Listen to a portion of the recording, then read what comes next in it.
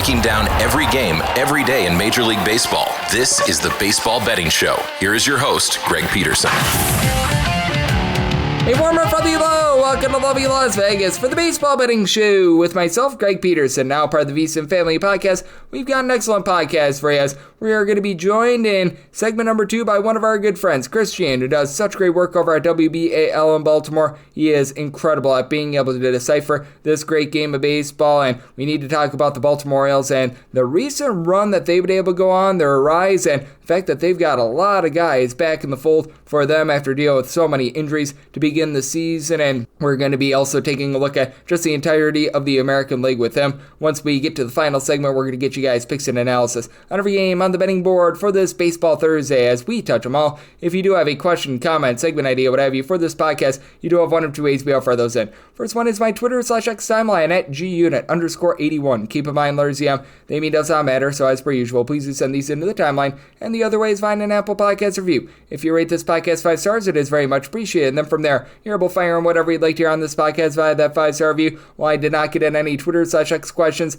everything is powered by EdgeBoost. Over at EdgeBoost, they're making sure that bettors are able to access their funds whenever and wherever they want, 24/7, 365. When you do go to edgeboost.bet, utilize that promo code of Greg, G-R-E-G. That'll get you a dollar for dollar match on your first deposit up to $25. Now let's take a look back at everything that we saw in baseball on Wednesday. Try to find some trends and try to get to know these teams a little bit better. Games from yesterday is Greg buzzing about. Here is the rowdy recap. Now this recap is going to be a little bit more brief because for one, I did have to do this before the show cashing out on VSiN, the Sports Betting Network. I had to handle that one on Wednesday, but you know what? We did have a lot of intrigue, and I didn't hit upon all the games from late night on Tuesday as well, so we're able to recap some of those because we did see the debut of Rafael Devers for the San Francisco Giants on Tuesday, so we'll go back through some of these games that we did see on Tuesday and everything that went final on Wednesday, and we'll give you guys a little bit more with regards to some of these late games for Wednesday on the podcast tomorrow. But that said, in the debut of Rafael Devers, the Giants did lose that game by a count of 3-2 to the Cleveland Guardians, but Devers did look relatively solid.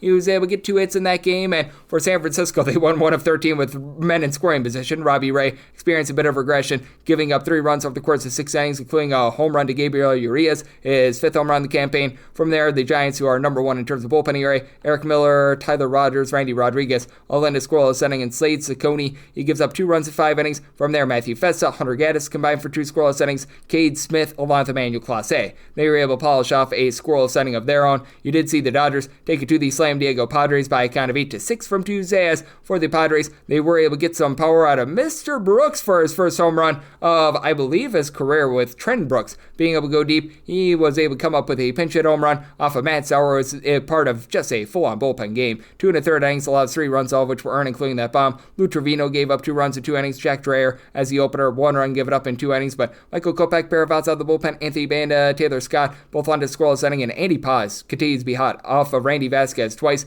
14th and 15th home runs of the season. Then Jeremiah Estrada gives one up, home run number 7 of the campaign for Will Smith, who gets jiggy with it. Vasquez gave up 3 runs in 5 innings, and Estrada did not get a single out, and he gave up 5 runs. That's an ERA booster. You got Yuki Matsui along Jason Adam, both on a scoreless inning, and then Sean Reynolds along to Adrian Morejon. They were able to piecemeal together a scoreless inning, and then you did see the Astros just absolutely pound the tar out of the Athletics. That by a count of 13-3, as you got another over out there in Sacramento. And Sacramento has been your top over team out there in the American League thus far this season. And if you're just looking at ballparks and factors that are yielding a lot of overs, 23 overs of 14 unders. Only Dodger Stadium and Toronto has had more overs thus far this season. As for the A's, GP Sears gave up 5 runs in 3 1/3 innings, including a trio of bombs. As going deep off of him, Mauricio Dubon, his 2nd home run in the campaign. And then you had a pair of home runs from Cam Smith, home runs number 4 and 5 of the campaign. A little bit later on, Cooper Hummel was able to go deep. His first home run as a member of the Houston Astros off of TJ McFarland, and then Oswaldo Beto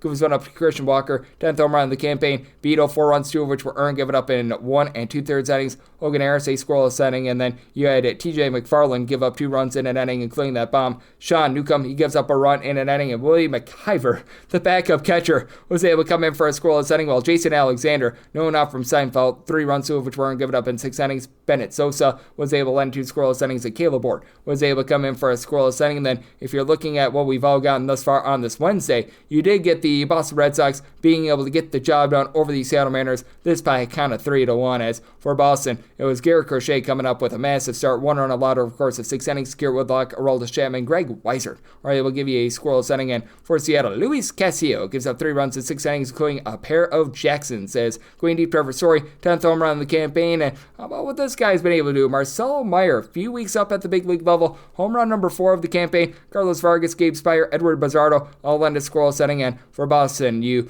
get another nice win for them to go to 39-37. And nice W here for the Philadelphia Phillies, 4-2. They're able to take it to the Miami Marlins. As for the Fish, they were just not able to get to Mr. Ranger Suarez. A solo home run allowed over the course of 7 innings as Connor Norby gets his 4th home run in the campaign, and Adam Mazur, 4 runs allowed in 5 2/3 innings. He gave up a bomb. As for Bryson Stott, he gets his 5th home run in the campaign. From there, Lake Bakar, 2 1/3 innings scoreless, and Tyler Phillips, he lends a scoreless inning as well. Orion Kirkering was able to come in for a scoreless inning, and Matt Strom does allow a run and an inning, but regardless, they do find a way to get the job done. This game is very much in the balance, but the Baltimore Orioles put up an 8th spot in the 5th inning against the Tampa Bay Rays. We'll talk a little bit more about the Orioles on the flip side with our good friend Chris Cichon, who does great work over at WBAL in Baltimore, but they were able to put up an 8th spot there. Currently lead by kind of 8-4. Trio of homers for them off of Taj Joncal and Milton Bradley. Actually, Ramon Laureanos came off of Kevin Kelly, his 9th home run season, but Cedric Mullins along with Colin Cowser go deep off of Bradley. And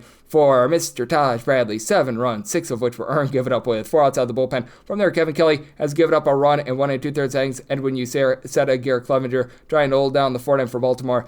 You had Mr. Trevor Rogers not be long for this game. 3 runs allowed in 2 1/3 innings, so we'll see if their bullpen is able to hold up at the point of attack. Right now, holding up at the point of attack is the Toronto Blue Jays, 5-1, currently in the lead on the Arizona Diamondbacks. Looks like they're going to cruise as Eduardo Rodriguez gives up 2 runs, 1 of which was earned in his 4 2/3 innings. He did allow a home run along the way to Mr. Bo Bichette, 10th home run in the campaign for the Blue Jays. Eric Lauer, a good start, 1 run allowed over the course of 5 innings, so right now they're looking to be able to get the job done. The Yankees, after 30 straight scoreless innings, finally busted through, but as of right now, 2-2 going into the 8th inning as Cody Bellinger and Jazz Chisholm were able to get solo home runs off of Jack Conowitz, who gives up 2 runs over the course of 4 2/3 innings. And going into this, the Yankees had scored just 5 runs, I believe, in their last 55 innings for Bellinger and Chisholm, both their 10th home runs of the campaign. And Ryan Yarbrough, 2 solo home runs given up in his 5 2/3 innings. So you've got a 2-2 game through 7 innings with 4 home runs. Joe Adele sets fire to the rain, 4th home run of the campaign, and Nolan Schuno was able to get his 5th. So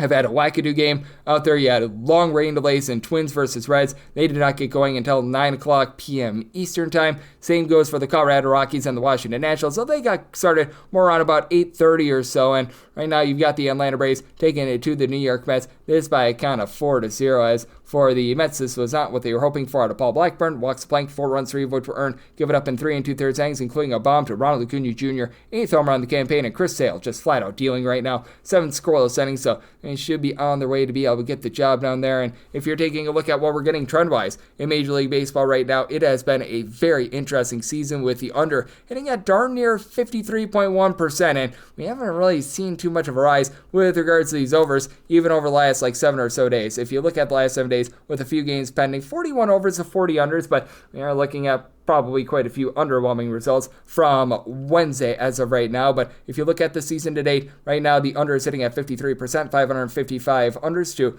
493 overs. Meanwhile, the money line favorites, they're hitting at 57.9%, 628 and 456 on the money line. And if you're looking at the last 7 days in Major League Baseball, it's been a very interesting sort of go of it in general, as you've had the favorite setting at 61.4%, 51 and 32 on the money line. That with a few games still pending for this Wednesday. So that's what we're seeing in baseball right now, and that's what we're all getting trend-wise. Coming up next, how about if we do talk with our good friend Chris Cichon, who does such great work over at WBAL in Baltimore on the flip side right here on the Baseball Betting Show with myself, Craig Peterson, now a part of the VSiN Family Podcast.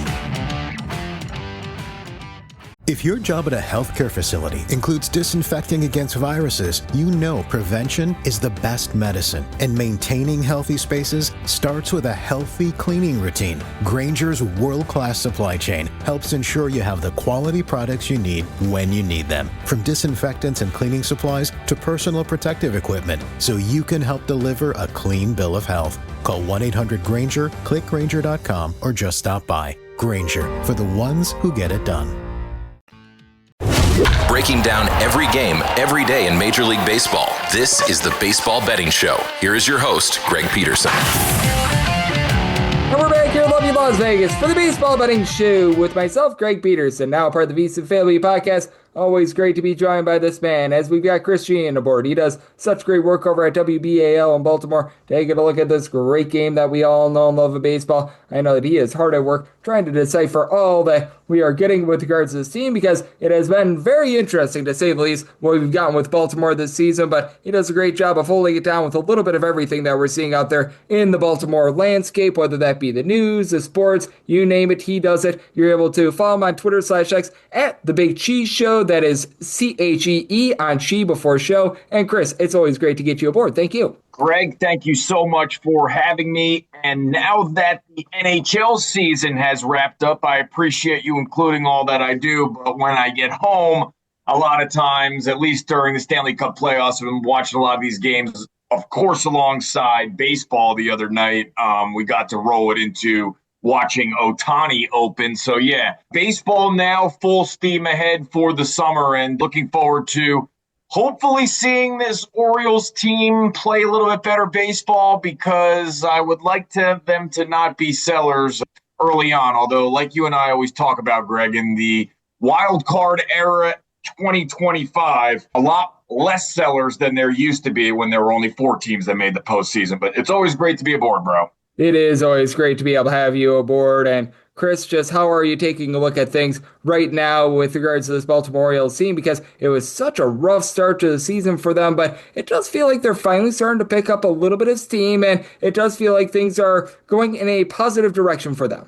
Yeah, I would agree with that, certainly. I would say that they're going to need another bona fide starting pitcher to come in, and I don't know if that's going to be Grayson Rodriguez or Kyle Bradish. I wouldn't feel optimistic about Grayson Rodriguez. I know as late as last weekend he was discussing if, he was going to pitch at the end of the season, or feeling at least optimistic about it. So it seems to be less and less of a certainty that he will don the orange and black this season. But when you have a Sagano who hasn't been outstanding, he's been all right. Dean Kramer certainly pitching a lot better in his last start. And Dean Kramer had some nice stuff that was dropping off the table.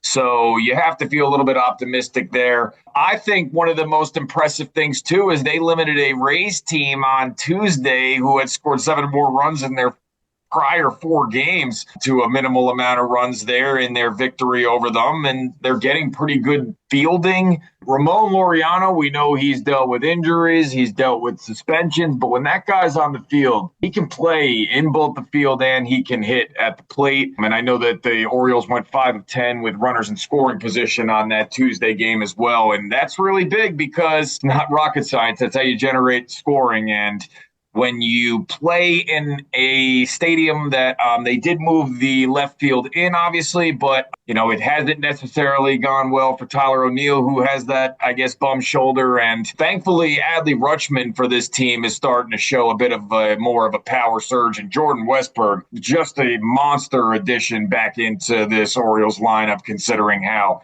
he's been such a huge factor when it comes to hard hit rate with this team and just getting on base. So the offense might be coming and starting to hum here, but certainly we'll see how rest of the campaign plays out. They're going to be playing the Rays once again here coming up somewhat soon. Got to win these series. You got to start sweeping teams if you want to make any sort of a postseason run. Otherwise, you have some chips that maybe you can trade, like a Zach Eflin, who can't trade him after his last start, because he certainly did not look good in that one against Ryan Pepio. I got to admit, I was surprised on that one. I was on the other side, and you had the right call in that game. I remember you checking your numbers. Yeah, Ryan Pepio, he was another one who had some really good stuff the other night, too, where Zach Eflin was throwing some pitches kind of near middle of the plate, and the Rays were taking advantage of that. So, yeah, this is an Orioles team. Maybe the attendance numbers, we'd like to see those improve as well. They were really strong last year, and I think there's something like they're in their 24th or something like that. It used to be a very hungry atmosphere around here to go to Orioles games, and unfortunately, it's not really necessarily there this year.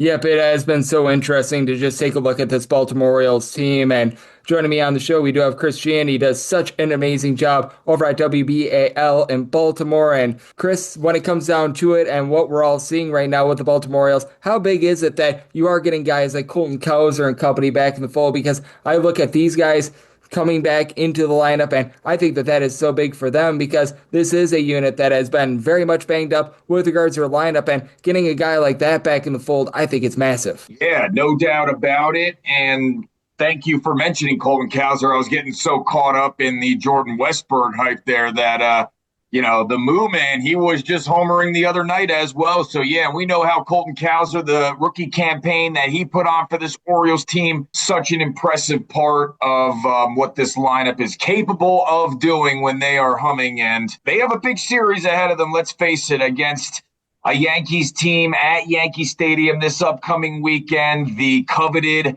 Saturday afternoon game in the Bronx. And I know if it's anything like what we're going to be experiencing here in Maryland over the weekend, you're going to be having temperatures close to 100. So the ball's going to be flying out, I presume. Now we'll see how it goes with the Orioles having to take on Max Fried. I don't necessarily like their chances, at least Friday night during that potential matchup when they'll be having Sagano take the mound. But, if I'm looking at this Orioles team, you got to get a win on the Thursday matchup with Charlie Morton, who I cannot believe the start he had with a double-digit strikeouts. He was really pitching like this team was hoping when they signed him. He was pumping some heat as well at times. So, yeah. But then on the other side, you've got Drew Rasmussen, who did not have his best start in his last outing, though a pitcher that I remember, 2 years ago, that he took a perfect game against the Orioles into the ninth inning. Always been a pitcher that I certainly have been impressed with. And we know that the Rays bullpen, when they can roll out guys like Kevin Kelly and Uceda and these bridges to Pete Fairbanks. I guess I was a little bit tough on Rasmussen on that start. His last one, he did at least earn the win against the New York Metropolitans, a team that's been scuffling here lately. But I know that he only had 8 whiffs in that last start. So, yeah, Orioles are going to have to try to take advantage of Drew Rasmussen. Maybe not necessarily, this is a pitcher coming back from injury, so hitting a little bit of a spot in the season where he's not necessarily pitching his best, and the ball does tend to fly out at Steinbrenner Field pretty good. So this could be a chance if Charlie Morton can put it all together. And Charlie Morton used to pitch for this Rays team. Does he know a little bit of something about what Kevin Cash is going to be strategically doing with his hitters? We'll see. The Rays have been a tough team and surprising. I think I was critical of them only a few weeks ago on your show here, but Yandy Diaz is delivering. Miranda's delivering. I mean, I can go right down the list with some of these guys here that are key contributors for this Rays team right now, looking like they're in a playoff spot. Yep, they certainly are, and it has been really nice to see what we've gotten out of the Tampa Bay Rays, and I just think that it goes back to this bullpen pitching and how critical it is in this day and age of baseball. And I'm not sure how you've been taking a look at things, but I do think that when it comes down to it, a lot of these teams that have been a rise/fall have been based on their bullpens, even the Blue Jays and the way that they've improved their bullpen.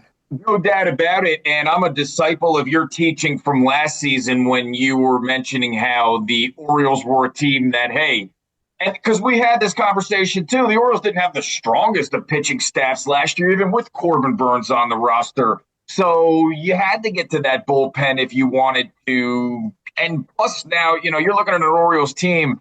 He hasn't been pitching well anyway, but you don't have Cade Povich at the moment. So, that's just another starter that's down. So, yeah.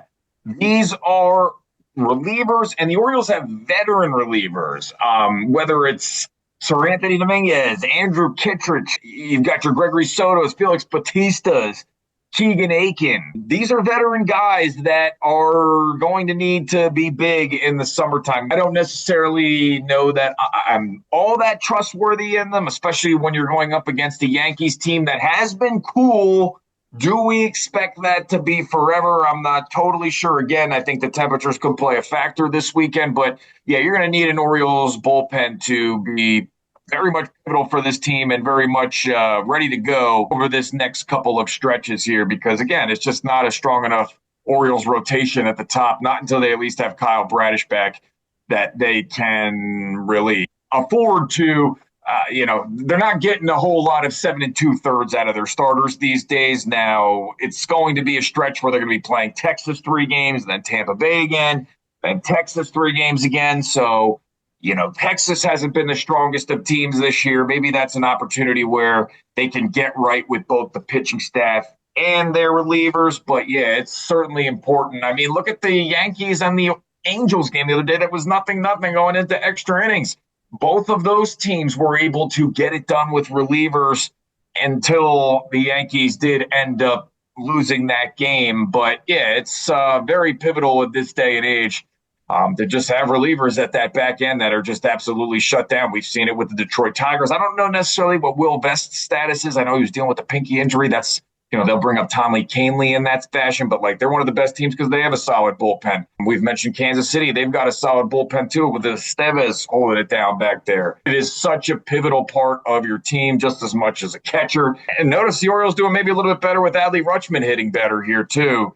Catcher's a captain of the baseball team. The relief is holding it down at the very end and, starting pitching and hitting. Those are the 4 cores. And right now, I don't feel confident, at least in the Orioles relief pitching at the moment. They'll need to improve that as well as their starting pitching if they really want to make any sort of noise. And I just don't see Mike Elias, unless he feels the heat from ownership, perhaps, if you don't improve this thing, you're going to be potentially looking for another job. And I don't suspect that's going to happen. I don't see Baltimore making a major splash if they go on any sort of a run where they, win a bunch of games to get back into somewhat of contention. Yep, I do think that that's so intriguing to take a look at with this Orioles team, whether or not they're going to be able to make a move, and just how do you take a look at the entirety of the American League, because I think that these next few weeks are going to be so big and so defining as to what these teams do at the trade deadline, because there's a lot of teams out there that they could go one way or the other, it feels, and it feels like there's a lot of, shall we say, middling with regards to this American League. Yeah, I mean, the Red Sox trade Rafael Devers and are still above 500 and in a position where, they don't have to maybe necessarily deal Aroldis Chapman, and they don't necessarily have to potentially look at shopping some of maybe their other hitters in this situation, because first, John Henry's probably feeling the heat as well, too. The fan base is accustomed to seeing the Red Sox, at least over the past, 10, 15 years, compete, not be sellers. They've got the Blue Jays ahead of them. You've talked about the Blue Jays, and, they've been a strong team at home, and they've got a good fan base there. So, again, it's going to be a tough climb for the Orioles. And if I'm looking at a Central Division, had higher hopes for Kansas City, obviously still think that they can get back into the mix there. But, when their hitting isn't delivering as often as it probably has to, I think about guys like MJ Melendez, who were supposed to be key cogs along with Bobby Witt Jr. and,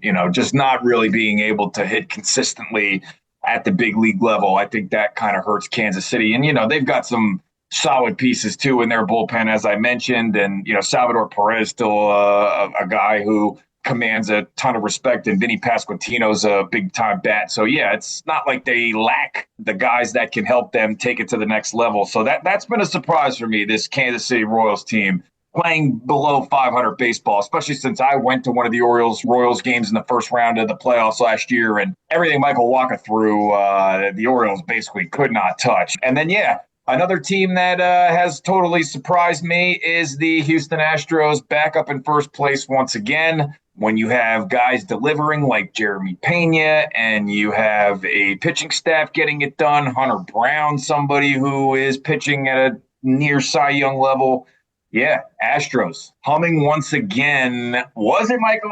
Wasn't necessarily Michael Elias when they were winning all those World Series. It catapulted him to a job with the Orioles. We'll see. Something's still working there in Houston, and they're getting it done with Alex Bregman not being there anymore. Jose Altuve just another year older. Yordan Alvarez, these guys still pitch consistently every 5 days, and that's just enough to keep them totally team. And then, obviously back into the bullpen with Hader. That doesn't hurt too, right?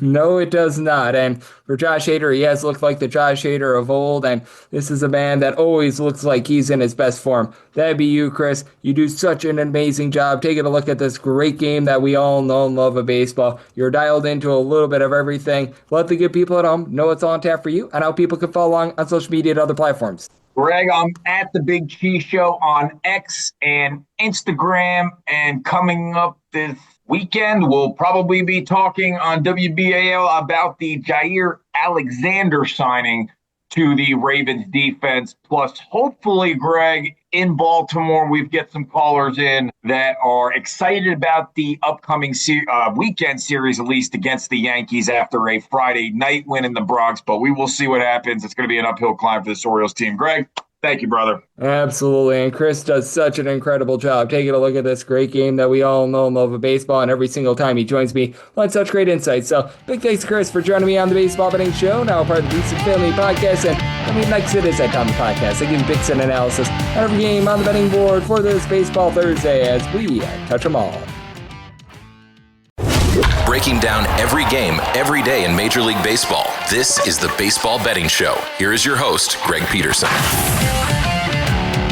And we're back in lovely Las Vegas for the Baseball Betting Show with myself, Greg Peterson, now part of the VSiN Family Podcast. It is always a pleasure to be joined by Chris Cichon, who does such great work over at WBAL in Baltimore. Every single time he joins me, he lends such great insights, and he did so once again today. So a big thanks to Chris for joining me in the last segment. Now it is that time of the podcast. I give you picks and analysis on every game on the betting board for this Baseball Thursday as we touch them all. If a game is listed on the betting board, Greg has a side and a total on it, so it is time to touch them all. Do note that as per usual, any changes that are made to these plays will be listed up on my Twitter/X feed at gunit_81. We are going to be going in Las Vegas rotation order. This is where we go with the National League games first, then the American League games, any interleague games. Those are going to be at the bottom. That'll keep things all nice, neat, clean, and easy. So, without further ado, let's dive in on 901, 902 on the betting board. It is the Colorado Rockies, and they are going to be on the road. They're going to be facing off against the old Washington Nationals as Trevor Williams is on the bump for the Nats, and Chase Dollander is on the bump for Colorado. And Colorado is finding themselves as a mid-sized underdog.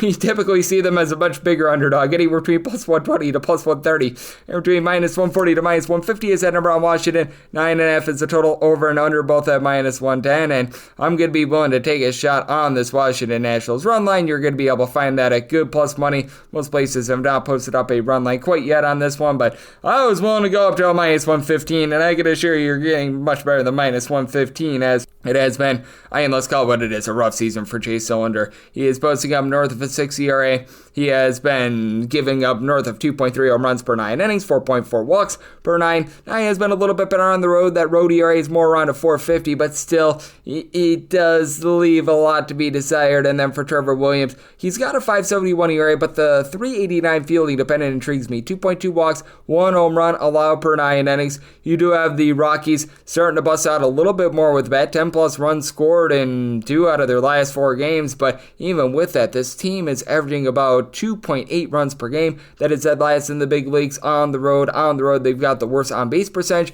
of any team in the league, and you still have a lot of guys that are hitting at or around 200 when they are away from home as well, as you just have not gotten a lot of Orlando Arcia on the road this far this season. Now, Hunter Goodman has been putting the team on his back. 11 home runs on the road this far this season. He has been nothing short of superb for this team, so, we are going to give a lot of credit where it is due there, but then you've got the other guys that you just don't know what you're going to be able to get out of them moving forward, as they do bring in a guy like a Thairo Estrada to be able to help out a little bit. And for Thairo Estrada, when he's been on the road, he's actually hit above 300, so credit there. But the likes of Michael Taglia, Brenton Doyle, Ryan McMahon, these guys hitting a $175 or lower on the road, that's a little bit of an issue. Even Jordan Beck hitting a 212, that's a issue. And for the Colorado Rockies, you do have a few guys in the bullpen that have been solid. Jimmy Erget, Jake Bird have been able to give you a sub-325 ERA. Juan Mejia has actually given you some good innings as well, but the likes of Zach Ognos throwing there as well. Seth Alverson, a lot of guys posting up north of 4.4 ERA, and Ryan Rolison has went down the toilet bowl as well. Now you do have a national team that they ranked dead last in the National League with regards to their bullpen ERA, as well as it's been all sorts of rough when it comes to a lot of these guys, as you've got Zach Brzezinski giving you about a 4.50 ERA. You've had Jackson Rutledge really go down the toilet bowl for the team. Eduardo Salazar, he has been not supplying for the team, but you do have a Washington Nationals lineup that has been able to give you a little bit more. You've got Nathaniel Lowe, CJ Abrams, Josh Bell, all between 9 and 10 home runs this season, and for Abrams, he's been able to give you about a 345 on base. James Wood has given you good wood, 380 on base, 18 home runs. You've had Luis Garcia find a way to move line. He and Ahmed Rosario both hitting above a 255, and when it comes to this Washington Nationals team, I do think that they find a way to get the dial under. I do think that Trevor Williams and his fielding independent being right around a 389 lends itself to some positivity. So did somebody tell it at 8.2 here at the 9.5? I am certainly going to be in on the under, and I do like the run line of Washington. 903, 904 on the betting board. The Milwaukee Brewers are on the road facing off against the Chicago Cubs. Cade Horton, here's a who is on the bump for the Cubs, and Freddie Peralta is on the bump for the Brewer Crew. And right now this is a game that is presently off the board with regards to total, but we do have the money lines anywhere between minus 110 to a minus 115 is that number on the Cubs, and I'd be willing to go up to a minus 115. Semi money line price at a minus 115, and if you're looking at the win situation for this game, it is going to be blank in a little bit. It's going to be a bit more directional, but it's going to be pretty heavy, and there's a chance of rain in the forecast, so I set a low total of 7 or less. I'm in on the over at 7.5 or higher to the under. I set my total at 7.1. For Freddie Peralta, I do believe that there's a little bit of regression to win for him, as he's been able to do a good job in terms of just being able to limit the damage, as he's giving up only about 1 home run per 9 innings, but his 9.1 strikeouts per 9 innings are career low. He's given up 3.5 walks per 9 innings, 260 ERA, 375 fielding independent. His strain rate has been absolutely ridiculous this year. And then for Mr. Cade Horton, he's come up to the big league level, and he's been solid. He's posting up a 347 ERA, not some sort of strikeout artist. He's only getting in the neighborhood of about 7.2 strikeouts per 9 innings, but 1 home run and 2 walks allowed per 9, so he's not putting guys on cheaply, which you do like to see, and he has given up 2 earned runs or fewer in 4 of his last 5 starts. And then if this sounds like an insert, it is a little bit of an insert, because we might be getting Jameson Taillon in this start, as well as we had a rainout with regards to Brewers and the Cubs on Wednesday. And if you do get Jameson Taillon on the bump, I would be willing to elevate the Cubs just a little bit more here. I would be setting the Cubs more in that neighborhood of about a minus 125-ish, because with Jameson Taillon, while he has given up the deep ball, the conditions in this game are going to be very, very advantageous for him. So I do think that that gives you a little bit more value with this regard. So if you get Taillon and this relatively similar money line price would still be in there. And if it is Jameson Taillon against Freddie Peralta, so we'd be sticking with the same. 7 or less, looking at the over, 7.5 or higher, the under. Now with the Cubs, you've been able to get quite a bit of production out of this lineup. They continue to be in the top 2 in the National League. With regards to runs per game, say Suzuki, Peker Armstrong with 18 plus home runs has been absolutely superb. And a lot of these home runs are not solo shots, because you've got a lot of guys behind them moving line, getting on base. Stansby Swanson has given you 13 home runs along Kyle Tucker. Tucker at 394 on base. Michael Busch, 350 on base. He's been able to give you 11 home runs. Carson Kelly's cooled off a little bit, but he's given you 350 on base. You've been able to have Nico Horner hitting north of 280. Even a guy like a Miguel Amaya, who's been sharing the catcher spot with Kelly. He's been able to do a good job getting on base. And for this Cubs team, over the last 40 days, their bullpen ERA is a sub 130. That is by far best in the big leagues. You've got Caleb Theobar, Daniel Palencia, along with Ryan Brazier, who just came off the injury list, all being able to supply a sub 235 ERA. You've got Drew Pomeranz, who has yet to give up an earned run thus far this season. So his bullpen has really been doing a nice job of mixing and matching, and Ryan Presley has been very rock solid recently. Meanwhile, you've got a team in the Milwaukee Brewers where the bullpen has been an issue. We're going to call it what it is. As for the Milwaukee Brewers, this team was relying upon Yopai Elvis Figueroa to be able to give you good innings. Those guys were just unable to do so. Nick Mears, Rob Zanowski, they've been able to give you a sub 275 ERA. You've got Trevor McGill, who's been able to do a pretty rock solid job as well. And when it comes to Grant Anderson, it's been a little bit rough there. You just don't know what you're going to be able to get out of these middle guys, but Abner Uribe has been very good. And getting back Aaron Ashby, I think is going to lend for some positivity with this Brewers bullpen as well. Got Christian Yelich up to 14 home runs. He's giving you a 240 average, and this team just truly comes and goes with his bat, despite the fact that you've got a quartet of guys. He, Bryce Terang, Jackson Chourio, Sal Frelick. I'll give you at least 10 stolen bases. Chourio has been able to give you 10 home runs, but just a 282 on base this season. Then you've got a cavalcade of guys that have been able to give you an on-base percentage right in that neighborhood, about a 350 to a 355. Isaac Collins just below that at 349. Terang, Sal Frelick, William Contreras, all in that neighborhood. You've had Caleb Durbin, not necessarily give you a lot in the infield, but that said, I do think that when it's all said and done, the Cubs do just enough to get to Peralta and get the job done. I did sell my total at 7.1, so 7 or less than on the over, 7.5 or the under, and I'm willing to lay up to minus 115 on that Cubs money line. 905, 906 on the betting board. It is the Philadelphia Phillies on the road against the Miami Marlins. Edward Cabrera is on the bump for the Fish and Cadets. Surfer Sanchez is on the bump for the Phillies. Phillies do find themselves between minus 168 to minus 178 favorites, between plus 150 to plus 155 is that number on Miami. 7.5 is the total. Over and under anywhere between minus 105 to a minus 115. And I did set the Phillies on the money line at a minus 176. If you're taking a look at laying a run half with this Philadelphia Phillies team, you're going to be finding that in a very small plus number. Right now, I am seeing that initial opener actually at a plus 104, all the better. So I'm willing to dive in there because I set mine at a minus 112. Edward Cabrera has been okay this far this season. His command has been a skosh bit better, but you just never know what you're going to be able to get out of him. He's a guy that overall for his career has been a little bit wild. 4.10 ERA right now with a 4.02 fielding dependent, giving up 4 walks per 9 innings, which actually for his standards is quite good. 10 strikeouts per 9 as well. But that said, when it comes to the flip side and what you're able to get out of Christopher Sanchez, he has been able to do a nice job of mowing them down. He's up to north of 10 strikeouts per 9 innings now. If you date it back to the beginning of the 2024 campaign, his ERA is well north of a point higher when he's on the road rather than when he is at home. But I mean, still, this has been a man that's been giving up only about 0.8 home runs per 9 innings, 1 to 2 runs allowed in each out of his last 4 starts. So he is rocking and rolling now. What is not rocking and rolling is either of these teams with regards to their bullpen. As for the Philadelphia Phillies right now, they are ranking 24th in the big leagues in terms of bullpen ERA, and the Miami Marlins are 25th. As you just have had for the Miami Marlins, a lot of guys be a letdown. Calvin Fauché has been a little bit better for this team. He's been able to supply you with a sub-4 ERA, but I mean, when it comes down to it, other than a guy like an Anthony Bender and Ronnie Enriquez, these guys have just been very, very rough with regards to bullpen, to say the least. Lake Bakar has been all over the place whenever they've given George Soriano an opportunity. That has not been great. Jesus Tinoco has been getting Tinoco'd around, and Gabe Gibson is actually looking very good, a sub-3 ERA out of him, but you just don't know what you're going to get out of some of these guys moving forward. And for the Miami Marlins, you've got a team that's very much powerless at home. They are currently a bottom 2 team with regards to home runs on a per at-bat basis. Kyle Stowers, Augustin Ramirez have been able to give you 10 home runs apiece, and for Stowers, he's able to give you about a 345 on base. Xavier Edwards is up to hitting at 295. He's doing a great job moving the line. 0 home runs, but he's getting on base, so that's a good thing, and you've been able to get a little bit of production out of some of these guys like AC Sanchez, 320 on base, and whenever Dave Myers has been out there, he's been hitting above a 300. For the Philadelphia Phillies, having the injury to Bryce Harper has been a little bit rough for them, but you know this with the Philadelphia Phillies, that they are going to be able to get some good production out of Kyle Schwarber. 22 home runs, north of a 380 on base. Trey Turner down for what? He's been hitting above a 300. He's been able to supply this team with now 9 home runs, as you've got Max Kepler, who's been rough with regards to average, starting to pick it up a little bit with regards to power, and then Nick Castellanos, Alec Boehm, these 2 guys have been able to hit north of 275. Umano Sosa, when he's been out there, he's been able to move line as well, but he has been in and out of the lineup as well. So very interesting predicament here, especially with the Phillies team that has Ryan Kirkering, who's been able to give you a sub-3 ERA. Other than that, it's really been rough with regards to this team, as you've got Max Lazer, who's giving you north of 4 ERA. Tanner Banks has not been great. Joe Ross has been having his issues. Jose Alvarado got popped for weight loss pills, so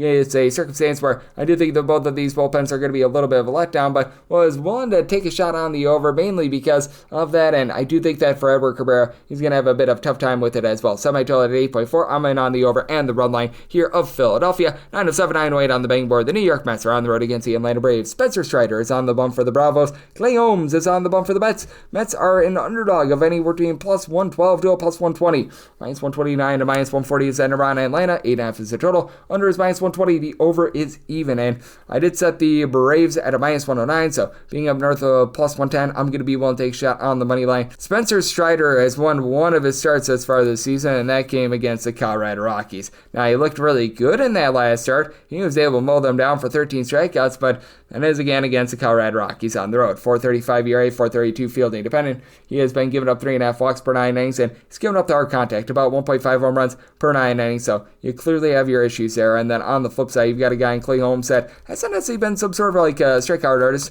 or anything like that. He's only been able to get right in that neighborhood about 7.5 to 8 strikeouts per 9 innings, but he has been able to do a nice job of holding down the fort, keeping the ball in the yard, giving up 1 home run per 9 innings, 2 runs or fewer allowed in 4 out of his last 5 starts, and he does get to go up against an Atlanta Braves team that overall for the season is in the bottom half of the big leagues in terms of runs per game. Now, things have been very much looking northward because Ronald Acuna Jr. is back at the fold, and with Ronald Acuna Jr. back at the fold, it has been a case where he has been north of a 450 with regards to his on base. He has given the team 7 home runs in his first 21 games, so he's been able to do a rock solid job there, and you've been able to get a little bit more pop this year out of Matt Olson. Olson is up to 14 home runs. His on base percentage is about a 350. Need a bit more out of Ozzie Albies, Michael Harris. Both of these guys hitting below a 235 and not a ton of power, but Austin Riley, he's up to about 11 home runs, sitting north of 275. Marcell Ozuna, 390 on base, 11 home runs. So these guys have been very encouraging, and with regards to the San Atlanta Braves bullpen, it was so bad that they had go to for 24 hours Craig Kimbrell. That's not a place where you want to be. Desmond Hernandez being on the injury list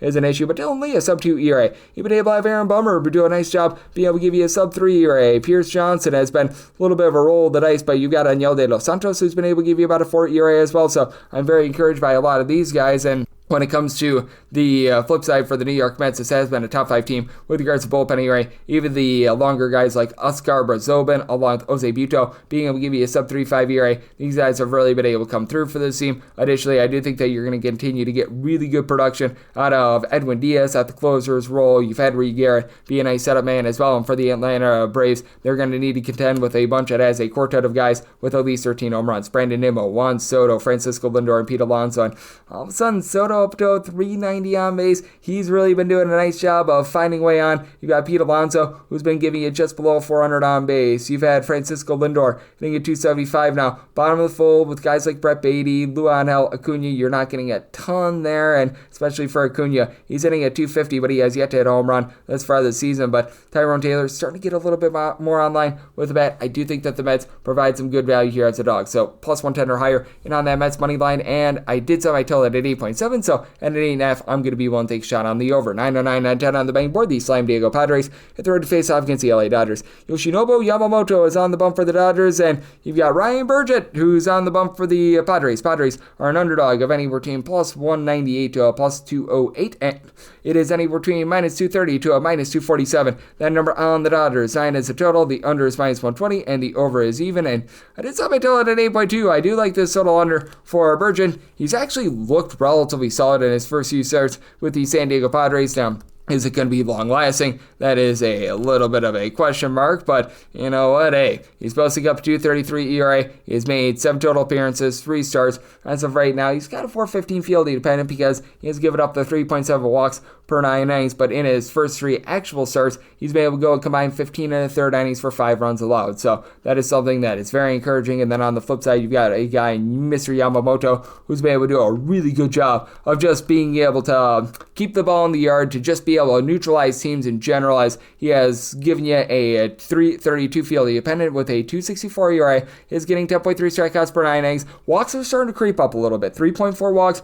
per 9 innings. He has given up 2+ walks in now each out of his last 5 starts. So that has been a little bit concerning, but you know what? He has been able to do a rock solid job in terms of keeping the ball in the yard, and he's backed up by a bullpen that is a little bit more revamped. For the LA Dodgers, they were dealing with the injury to Michael Kopech towards the beginning part of the season. They now have him back in the fold. You've also been able to get quite a bit of production recently out of someone like an Alex Vesia, who's able to give you sub-3 ERA. The long guy in Jack Dreyer has been solid. Now, Ben Casparis has been utilized as more of a bulk guy in the Shohei Ohtani starts, so that's something that you want to note moving forward. But if you could get Tanner Scott online a little bit more, as he and Kirby Yates north of a 3.6 ERA, that'd be massive for them. And when it comes to this LA Dodgers lineup, you know that this is the Death Star, as you've got Shohei Ohtani, who's been able to give you north of 390 on base, 25 home runs. Andy Paz is up to 15 home runs. He has been rock solid for the team. Teoscar Hernandez, 13 home runs. He's hitting north of 265. Will Smith and Freddie Freeman both getting jiggy with it, with north of a 400 on base. Michael Conforto has been miserable, hitting about $1.68, but all in all, these guys have been able to do a really good job there. And then on the flip side, you've got a San Diego Padres team that's been relatively pedestrian with regards to run creation. You do have a trio of guys that have been able to at least send home runs, with Manny Machado leading the way, 10 bombs that he's been able to hit north of a 300. You've got Gavin Sheets along with Fernando Tatis Jr., both up to 11 plus home runs, and both of these guys have been pretty solid at getting on base, especially Tatis Jr. He's up to north of a 350 on base as well. But just take a look at the San Diego Padres team. They're averaging about 3.9 runs per game on the road, so that has been a little bit of an issue. But when it's not been an issue, has been the bullpen, as you've got so many guys like Adrian Morejon, Yuki Matsui, Jeremiah Estrada give you a sub 3.5 ERA. Out of Morejon, he's able to go for multiple innings, so that helps you out. Robert Suarez blew that save a week ago against the Arizona Diamondbacks, but he's still solid at the back half. Jason Adam has been able to give you a sub 2 ERA. The big question mark for the team is right now the outfield, because they're looking at guys like Brandon Lockridge, Tyler Wade, Jason Hayward when he's been out there, so he's been dealing with injury, and their bottom lineup has been rough. Jackson Merrill has been able to get out 300 though, so a little bit of an interesting circumstance. I would have needed at least a plus 229 to be able to take a shot on that money line of the San Diego Padres. We are not quite there, and if you're looking to lay run half right now with the LA Dodgers, you're going to be finding that at a minus 120. I was willing to go up to about a minus 115, so we'll see how this matriculates. I do think that when it's all said and done, should be able to get more of a minus 115 run line of the Dodgers, and I'd be willing to dive in there to go along with this little under. So I tell it at 8.2, 9-11, 9-12 on the betting board. It is the LA Angels are on the road. They're facing off against the New York Yankees. Carlos Rodon is on the bump for the Yankees, and you've got Mr. Tyler Anderson, who's going to be on the bump for the Halos. Angels are anywhere between plus 193 to plus 204 underdogs, and minus 225 to minus 252 is that number on the Yankees, and you're seeing a very high 8.5 total. The over is at minus 130, and the under is at plus 110. I wouldn't doubt it if we start to get some 9s with more like a minus 110 both ways, and whether you've got an 8.5 or a 9 is a little bit of a key here, as I did set my total at 8.7. Personally, I would rather just take a 9 under if I'm able to get more like a minus 110, and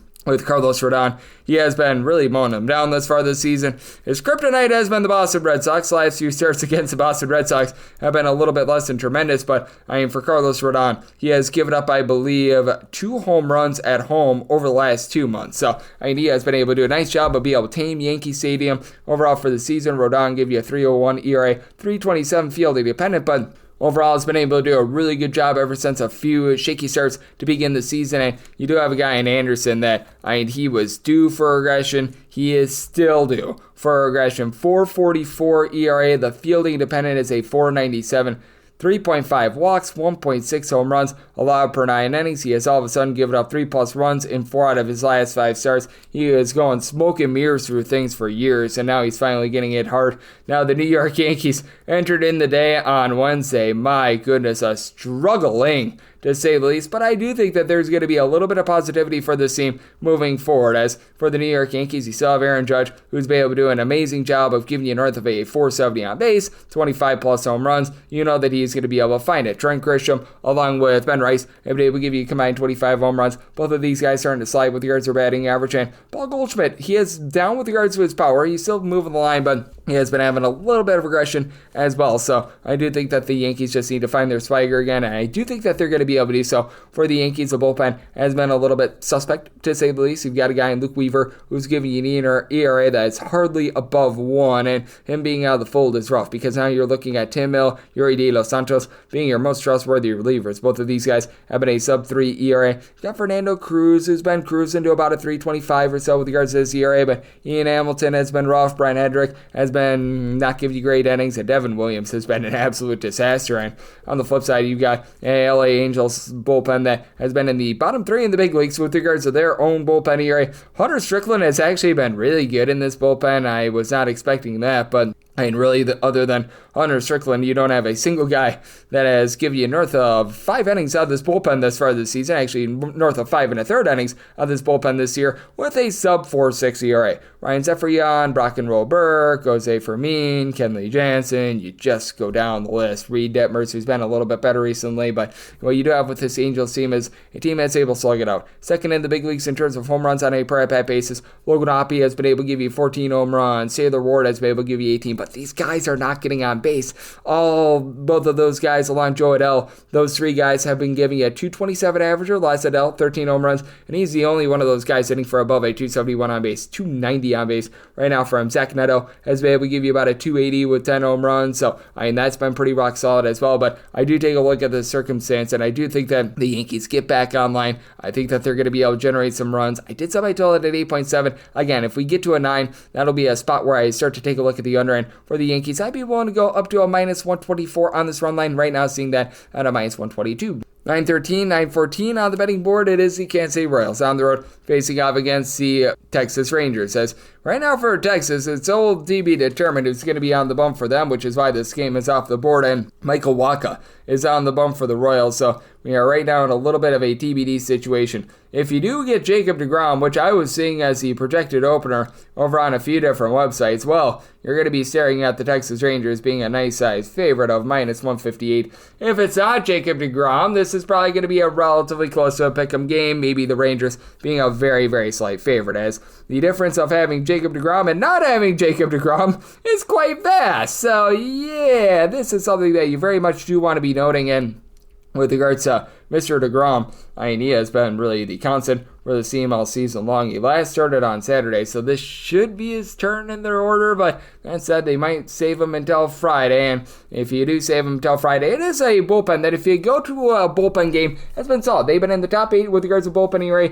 Hobie Milner has been able to give you a sub-3 ERA. You've got Chris Martin, who's been able to do a solid job of holding down the fort as well with a sub-3 ERA. Robert Garcia has been a nice closer. Luke Jackson has been a little bit up and down, but Caleb Bousley, Jacob Latz, these long guys have been a bit better for you. And then you've got a bunch in the Texas Rangers that just have not been able to find it on offense all season long, as Evan Carter says coming off the injury list has actually been really nice for this team. 4 home runs in his first 70 or so at bats. He's giving you north of a 340 on base. That's good, but Doc Peterson, who's currently on the injured list, Adolis Garcia, Marcus Semien, only at 225 or lower has been an issue. You've been able to get a little bit more out of Jake Berger, double-figure amount of homers, but it's not like he's been laying the world on fire. Jonah Heim has been able to do a little bit in terms of being able to get on base at a 225 with 7 home runs, but man, you're really grasping at straws when that's how you're feeling about your lineup. And it's the Royals team that they are in the bottom 3 with regards to runs per game. As Vinny Pasquantino, 10 plus home runs, he's been able to do a nice job. I think about a 275 for this unit, but you've seen Bobby Witt Jr. really regress. For most normal players, 9 home runs at a 280 average at this point in the season is pretty solid with 21 stolen bases, but expect a little bit more out of him. Miguel Garcia's been able to hit above a 300. You've got a lot of guys towards the bottom lineup that are okay at moving the line. Like when you get Freddie Fermin out there, Drew Waters, Scott Lisbell, hanging between about a 260 to a 268.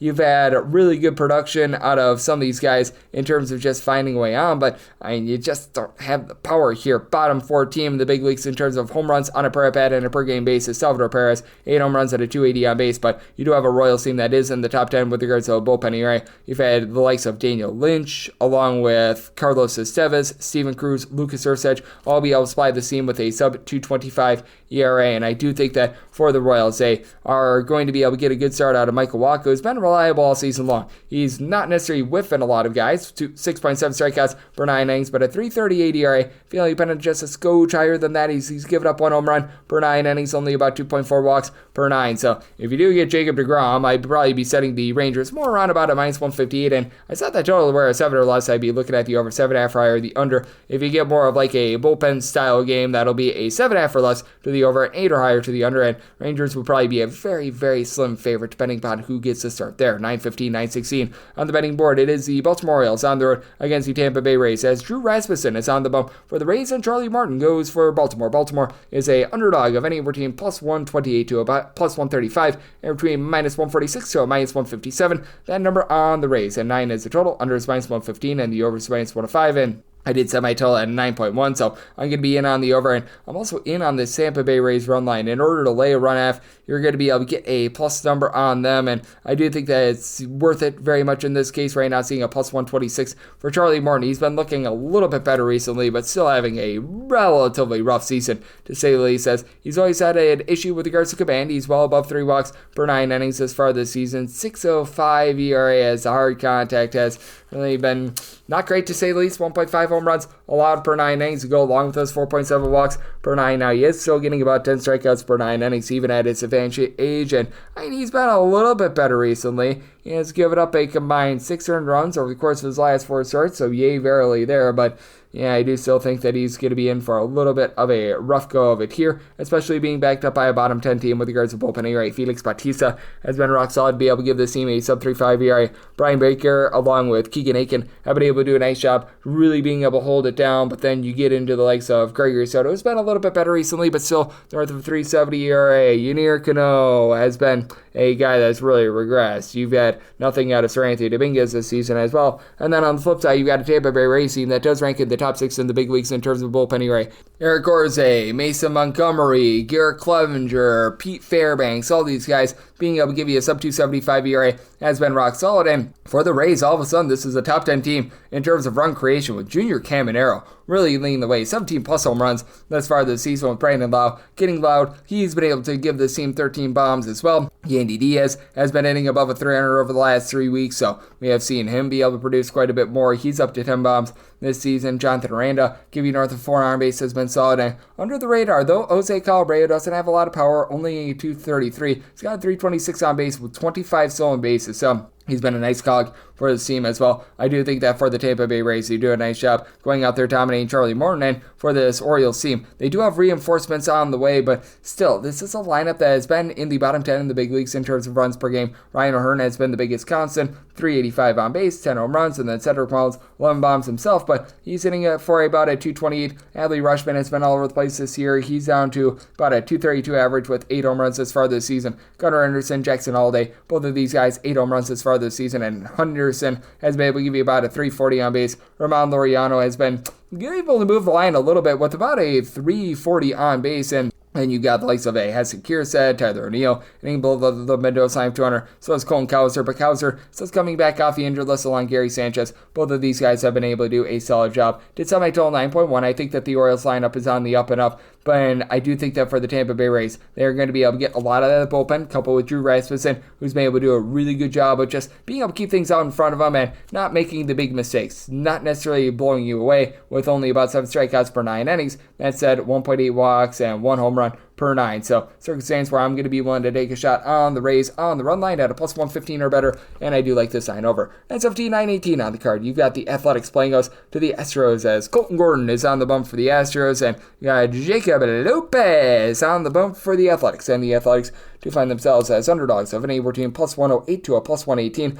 minus 126 to minus 132. That number on Houston, 10.5 is a total, over and under both at minus 110, and I'm going to be willing to take a shot on this over. I did set my total at 10.6 with Colton Gordon. It's been a little bit of a roll of the dice with him since he got recalled from the minor league level, but still, I do think that there's quite a bit of upside there, and I don't think that the ERA is fully representing what this guy is able to bring to the table, as he's got a 4.70 ERA, but more like a 4.14 fielding dependent. 9 strikeouts per 9 innings. He has given up about 1.8 home runs per 9 innings, but he has given up 3 earned runs or fewer in now 4 out of his last 5 starts, so he's been able to hone in there. And then you've got a guy in Jacob Lopez that is actually coming off of a really nice start his last time out, but with Jacob Lopez, you just don't know what you're going to be able to get out of him moving forward, because this has been a fireball guy who's been able to give you nearly 12 strikeouts per 9 innings, but he's also surrendering nearly 2 home runs per 9 innings, and he is giving up nearly 4 walks per 9 as well, a 4.70 fielding dependent to go along with a 4.80 ERA. Again, 6 scoreless innings on the road against the Royals, but he and everyone else for this Athletics team when they've been pitching in Sacramento. Man, it has been rough for them. And I mean, for Jacob Lopez, thus far this season when he's been starting at home, it's been a little bit less than savory from giving up the 5 spot against the Minnesota Twins a few weeks back. Not necessarily great. And when it comes to this Athletics bullpen, dead last in the big leagues in terms of bullpen ERA, you've had Grant Holman really start to poop the bed. He's giving you nearly 5 ERA. You've got these guys that just cannot go out there and throw strikes for you. Even Mason Miller has been posting up north of a 4.50 ERA as well. So they've been looking for just pretty much anyone out of the bullpen to be able to give them good innings. Hogan Harris has been the lone guy that's really been able to give you a sub-4 ERA this season, as you've had a few other guys like JT Ginn, who's they're now using as a little bit of a long guy, posting up north of 4.80 ERA, and you've had Oswaldo Bido be a disaster this year. Now you do have Brent Rooker, Tyler Soderstrom combined for 29 home runs, and both of these guys have been able to give you north of a 355 on base. Jacob Wilson, 360 average has just been incredible, and Luis Urias now moving line 340 on base. That's been big with Miguel Andujar being on the injured list. And for the Astros, this is a unit that's in the bottom half of the big leagues in terms of runs per game, but you do have an Astros team that does have Isaac Paredes supplying 15 home runs. He's up to about a 360 on base. Christian Walker, Jose Altuve combined 21 home runs. Now, with Walker along with Yandy Diaz, sub 285 on base, you need to get a little bit more there, but Cam Smith has been able to give you about a 335 on base. Jeremy Pena has been able to give you 375 on base as well, and I do take a look at this circumstance for the Astros, and I do think that they're going to be able to take it to the A's in a high-scoring affair, so I might total 10.6. I like the over for the Astros. Set them on the money line at a minus 152. I was willing to lay a small price on the run line. Personally, I'm going to go with that plus number on the run line to go along with this total over 919, 920 on the betting board. The Reds are going to be playing us to the Minnesota Twins. Chris Paddock is on the bump for the Twins, and you have Mr. Nick Martinez on the bump for the Redlegs. And with the Reds, you're going to be finding them as very slim favorites, minus 107 to minus 112, anywhere between minus 101 to minus 110. That number on Minnesota, 9 is the total. Over is minus 120. The under is even, and with Cincinnati, I did set them as a favorite here of minus 116. So I'm going to be willing to take a shot on them on the money line with Martinez. He has been able to do a nice job of just making sure that he's not making the mental mistakes. Nick Martinez, not a guy that's going to just blow it by you or anything like that. Right now, has been supplying the team with just under 6.6 strikeouts per 9 innings, but he's giving up 1 home run and 2 walks per 9 innings, 392 ERA, 402 fielding dependent, and you've got on the flip side a guy in Chris Paddock who it's felt like he was doing a little bit smoke and mirrors until he got completely blown up in his last start. And I do think that Paddock is a little bit better than the 430 ERA would indicate, but he had a stretch of, I believe it was 12 straight starts where he gave up 300 runs or fewer, and he's getting 6.3 strikeouts, 1.2 home runs allowed per 9 innings. The fielding dependent of a 434, relatively accurate, as he just got completely destroyed for 9 runs, 8 of which were earned in his last start against the Astros. Do believe that he's a little bit better there, but you do have a Minnesota Twins team that over the last 40 days they have been a bottom 7 team with regards to their bullpen ERA. You've got the top guys still being very good, as Yohan Duran has been able to give you a sub 2 ERA. You've been able to get really, really good innings out of Louis Varland, throw in there as well Brock and Roll Stewart, Justin Topa. These guys have been able to give you sub 3.5 ERA, but Griffin Jackson has been getting jacked up all season long. You're now having some issues with Cole Sands, and this is a Twins team that's right around about league average with regards to their run scoring. You've got Byron Buxton give you 12 home runs, about a 340 on base. Trevor Larnach has been able to move the line. He's been able to give you 10 bombs this season. And Ty France, he's hitting for about 265 as well. Harrison Bader, nearly a 350 on base. Willie Castro, nearly a 360 on base. But I do take a look at this circumstance when it comes to the Minnesota Twins, and I do think that for Chris Paddock, he starts to normalize a little bit more, not giving up like the 8 runs or anything like that, but I do feel like that stretch that he was at towards the beginning part of the season was a little bit of a, shall we say, anomaly, and now he goes up against a Cincinnati Reds team that does find themselves in the top 12 in terms of runs per game, with Ellie De La Cruz looking like one of the baddest men in all of baseball. 16 bombs at a 350 on base. You've got TJ Friedel, who's been able to give you a 380 on base. Gavin Lux is up to a 370 on base. You need to get more out of Matt McClain. It shows the average at a $194, but 8 home runs out of him. Jose Trevino, and really the entire catcher spot has been rock solid. Trevino is hitting about a 295. Austin Hayes being on the injured list has been an issue, but now you're starting to get more out of Christian Encarnacion, Strand and company, so I did set this total at an 8.7. I think that both of these pitchers give you a relatively strong performance, so at a 9 or higher, I'm going to be willing to take a shot on this under, and I'm going to be willing to take the Reds on the money line. I did set them at a minus 116. 921, 922, going to be in conjecture with 929, 930 on the card, as we had a rain out on Wednesday, so we're going to get a double dip between the Pittsburgh Pirates and the Detroit Tigers. Now, for the Pittsburgh Pirates, it is going to be Andrew Heaney against Tariq Skubal in game number 1, and then game 2 is Paul Skeens versus to be determined. We will address the Skubal game first. This is pretty much what we were supposed to be getting on Wednesday, and when this was pulled off the board on Wednesday, you're seeing the Detroit Tigers as north of $3 favorite, and that total in most places was a 6.5 with the over at a minus 120 and the under at an even. But I mean, if you were looking at the run line, you're going to get about a minus 130 to a minus 135 on the Detroit Tigers, and if we could get a minus 135 or better on the run line, I'm going to be one to stick with it. Drake Skubal north of an 11 strikeouts to 1 walk per 9 innings ratio. I mean, it's just absolutely insane what we are seeing out of him. For Tariq Skubal, just absolutely picking them up and mowing them down. And for Andrew Heaney, I will give him a little bit of credit as well. Heaney has been giving up about 1.2 to 1.3 home runs per 9 innings. He's been able to do a little better job of holding down the fort. 3.33 ERA. He's getting about 7 strikeouts per 9 innings. He has given up about 2.8 walks per 9 innings as well. He has given up 3+ runs in 2 out of his last 4 starts. But, I mean, overall, he's been able to do an okay job. He's backed up by a Pittsburgh lineup that is in the bottom 3 in the big leagues in terms of runs per game. So they stand absolutely no chance here against a guy in Tariq Skubal who's been just so good all season long. And for Mr. Tariq Skubal, 11.1 strikeouts per 9 innings, 1.99 ERA. Feel your pennant that's actually closer to about $1.82, but for Pittsburgh, you've got Oneil Cruz, who's been able to do a solid job, being able to give you 12 plus home runs thus far this season. He's been posting up nearly a 350 on base. You've got Brian Reynolds, along with Andrew McCutchen, who've been able to give you a little bit of power as well, combined 15 home runs. Those are the lone 3 guys on the roster, though, that are currently giving you north of 4 home runs. When it comes to Reynolds, hitting just at 222, and there's just so many guys on this roster that are hitting at 225 or lower. Even Oneil Cruz is down there. You've got the likes of Emmanuel Valdez, Alexander Canario, Jared Trollo, Henry Davis. Like, man, it's rough. You do have McCutchen, who's been able to give you about a 350 on base, and Isaiah Kiner-Falefa has been able to about a 285, but that's not great to say the least. And for Pittsburgh, the bullpen is starting to pick it up a little bit more. David Bednar is no longer pooping the Bednar. He's been able to get down to a sub-3.5 ERA along Caleb Ferguson. Dennis Santana has been pretty rock solid for the team with a $1.74 ERA, and a small sample size. Isaac Manson has given you some solid innings as well, but for Detroit, this team was number 1 in the big league since the All-Star break of the 2024 campaign in terms of bullpen ERA. Just so many guys that you're going to be able to mix and match with. That's going to be big in game number 2 because right now their starter is CBD, but on that side, you've got Will Vest, Brent Herter, Tommy Canley, Chase Lee. All these guys are able to give you multiple innings. All these guys give you a sub-275 ERA. And then when it comes to the Detroit Tigers, you've been able to get some really good power out of a trio of different guys. Spencer Torkelson, Riley Green, Kerry Carpenter, 13 plus bombs out of all 3 of those guys. Torkelson up to about a 340 on base, and you got a lot of guys on base for these home runs. Dylan Dingler has been able to about a 270. Javi Baez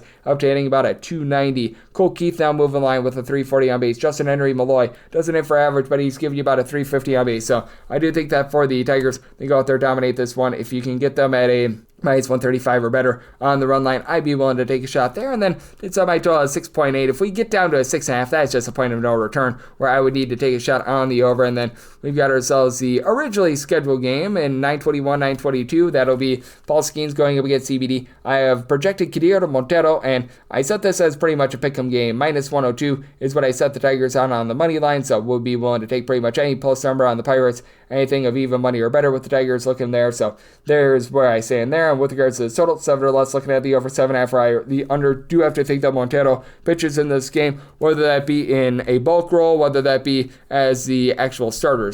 As for Montero, it's not like he's been awful this year. He's certainly been far from great, but it's not like he's been completely awful, as his 6 strikeouts per 9 innings, certainly leaving a little bit of something to be desired, but in a 4.24 ERA, he's been able to stay within himself with regards to the walks. He's giving up fewer than 3.4 walks per 9 innings. The home run power is a little bit of an issue, as he's been giving up about 1.8 home runs per 9 innings, and he does have a fielding dependent that is hovering right around about a 5, so you do have to have your concerns there. And for Paul Skeens, he just continues to be Paul Skeens. He's giving up a half home run per 9 innings. Has just been on this absolute terroristic run, but the team is actually 1 game below 500 when he starts this season, because everyone else on the Pittsburgh Pirates is awful. Again, bottom 3 team in the big leagues with regards to their run creation and runs per game. $1.79 ERA. He has been getting about 9 strikeouts per 9 innings, and he's giving up less than 2.2 walks per 9 innings as well. He has gone in there and has been absolutely dominant with 2 earned runs allowed over the course of his last 5 starts. So 7 or less, looking at the over 7.5 or the under for the Tigers. Want to go up to a minus 101 on that money line. Any sort of plus number, looking at the Buccos.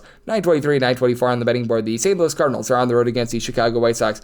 Adrian, don't call him Doogie Howser, is on the bump for the Sox, and you've got on the bump for the St. Louis Cardinals, Eric Fetty Wap. Right now, the total is 8.5. The over and the under, anywhere between minus 105 to a minus 115, and for St. Louis, anywhere between minus 129 to a minus 137 is that number on them. Between plus 112 to a plus 122, that number on the White Sox, and I'm going to be willing to take a shot on the under. I felt like this total belonged more around about an 8.1, and with Eric Fetty, is he getting a lot of strikeouts? No. He's only getting about 5.9 strikeouts per 9 innings. He's giving up 3.7 walks per 9. So his fielding dependent is more in the 4.5 range compared to his 3.69 ERA, but just 0.7 home runs per 9 innings. So he's doing a nice job holding down the fourth there. And Hauser is the same way. His fielding dependent is more than a 1.5 higher than his 2.15 ERA, but he's giving up just 0.6 home runs per 9 innings. And for Adrian Hauser, he's not necessarily backed up by what we're going to call an amazing lineup, an amazing bullpen, or really an amazing anything whatsoever. As for the White Sox, 27th in the big leagues in terms of runs per game entering in the day on Wednesday. Do have Miguel Vargas, who's giving you 10 home runs this far this season.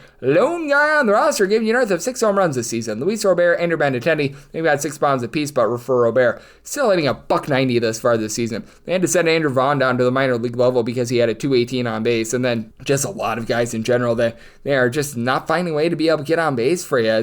I mean, they've had to trot out there just some of these like reclamation projects like Bobby Dahlbeck, for example, not great there, but Austin Slater, Brooks Baldwin, Michael A. Taylor, Robert, Joshua Palacios, Josh Rojas, all these guys in 215 or lower with not a lot of power is an issue. Though Mike Tauchman up to about a 370 on base, and Edgar Quiero sitting at 285. No power, but he's been able to do a nice job of hitting lefties. And for the Chicago White Sox, this has been a bottom 8 team with regards to their bullpen ERA. You've had Mike Vasil be really good in the bullpen, but they're now having to transition to him being a starter. Dan Altavilla, 8 scoreless appearances, so that's a good start for him. But then you've got a lot of these guys like a Tyler Alexander, Cam Bouger, Brandon Iser, these guys that are posting up well north of 4 ERA thus far this season. And for St. Louis, it has been a little bit mix and match for them. Ryan Elsley has blown 5 saves this season, so that has been very much less than tremendous. But you do have these guys like Kyle Leahy, Steven Matz, a long guy, and Phil Matone, who have been able to give you a sub 235 ERA. Riley O'Brien, in a small sample size, has been solid as well. And for the St. Louis Cardinals, not a lot of power here. Bottom 7 team in the big leagues in terms of home runs on a per bat basis.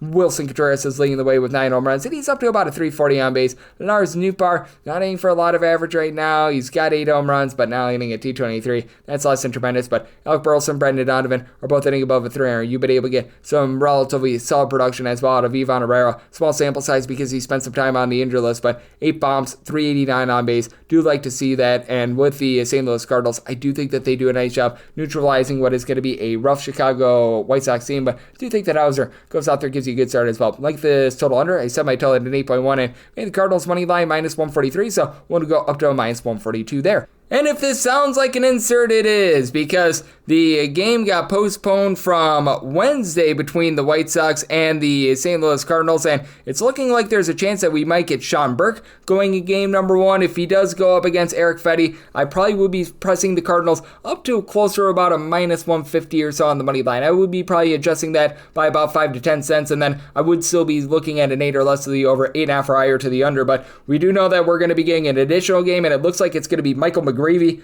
going up against Mike Vasil. This is going to be 931, 932 on the card, and my handicap is with Vasil going for the White Sox against McGreevy. The Cardinals being a minus 133 favorite, I'd be willing to lay up to minus 132 with them, plus 134 higher, looking at the White Sox, and then set a total to where an 8 or less, I'm looking at the over 8.5 or higher to the under, so I total it at 8.4, as Vasil has actually been really good for the Chicago White Sox. We do know that we're going to be getting him in this game, and even though his strikeout numbers are not necessarily supreme, he's been utilized a lot as a long reliever thus far this season, has done a very admirable job of being able to hold down the fort, as he has given up a grand total of like 10 earned runs over the course of 45 and a third innings between starts and relief appearances. He's made 2 starts thus far, only 7 and a third innings, so he's probably not going to last much more than 4 innings, but he's only given up 2 runs. Again, those strikeout numbers aren't necessarily supreme, 6.5 strikeouts per 9 innings, and the 5 walks per 9 innings is a little bit, shall we say, concerning, so I do think that there might be a bit of regression. And for Michael McGreevy, he did get lit up in his last start that he did make, his first start of the season. But overall, you take a look at his time at the big league level between last year and this year, he's got some good stuff. About 7.5 strikeouts per 9 innings, less than a walk, and 0.3 home runs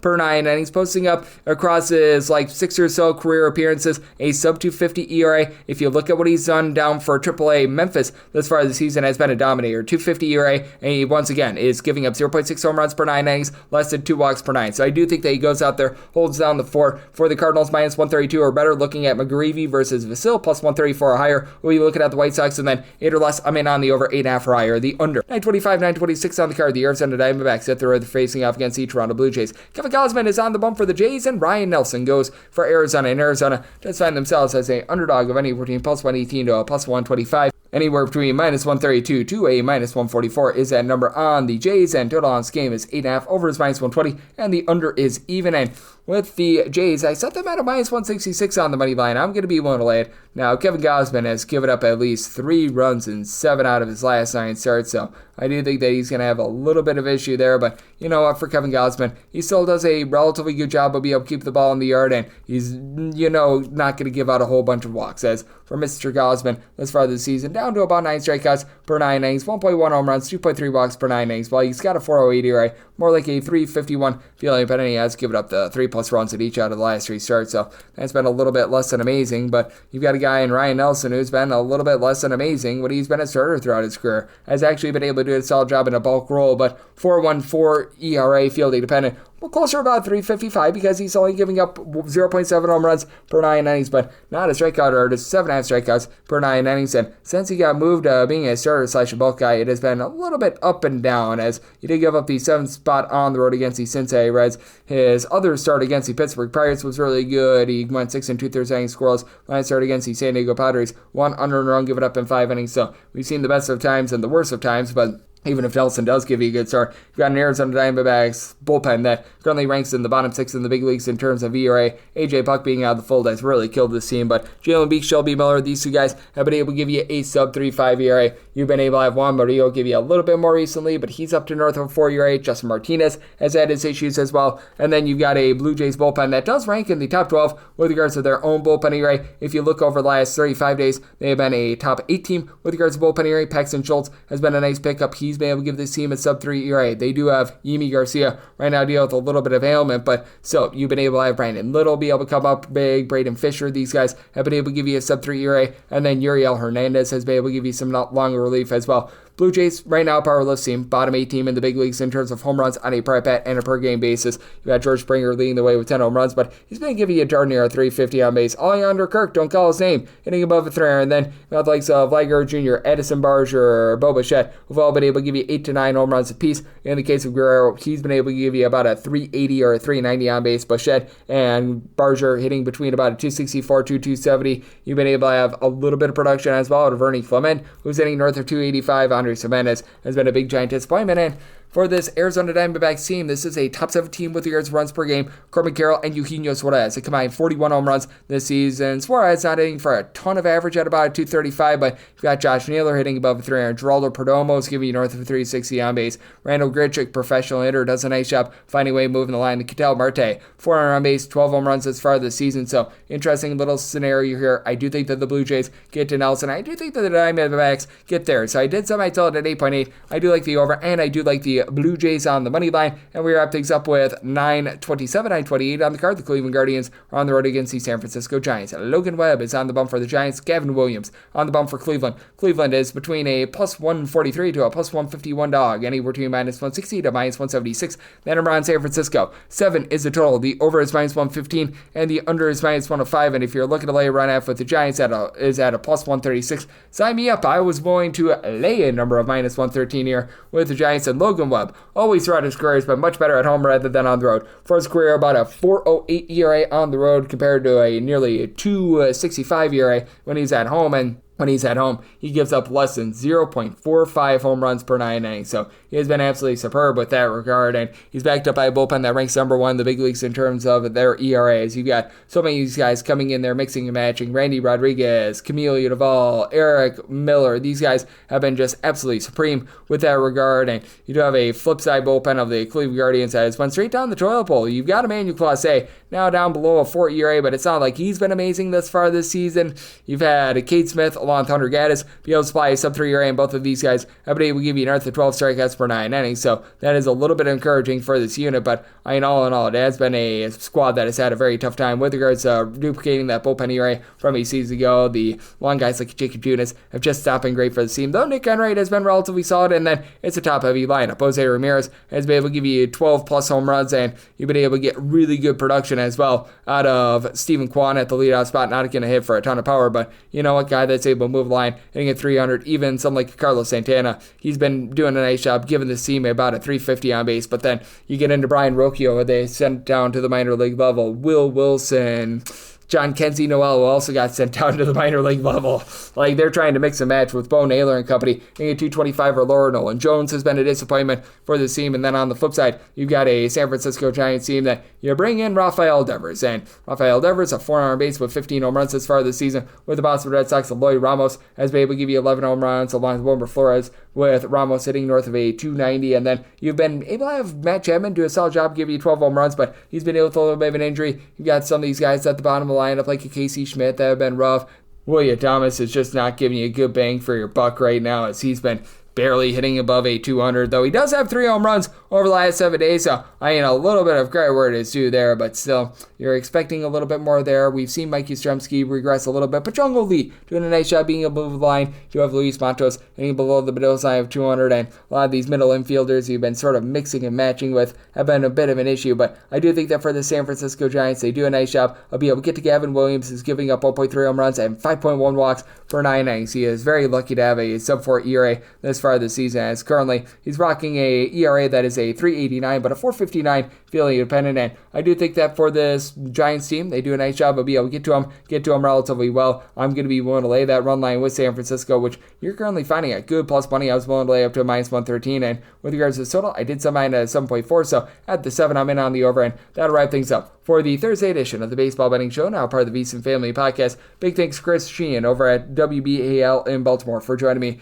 in the last segment. If you do like hearing from this fine podcast, Baseball Betting Show, you're able to subscribe wherever you get your podcasts, Apple Podcasts, Google Play, Spotify, Stitcher, and TuneIn. If you have a question, comment, segment idea, what have you for this podcast, you do have one of 2 ways to be able to fire those in. First one is my Twitter/X timeline at gunit_81. Keep in mind, letters EM. Name does not matter, so per usual, please do send these into the timeline. Other ways, find an Apple Podcast review. If you rate this podcast 5 stars, it is very much appreciated. From there, you're able to fire in whatever you'd like to hear on this podcast via that 5-star review, and I'm coming at you guys every single day throughout baseball season, which means I'm going to be back with you once again tomorrow. Thank you.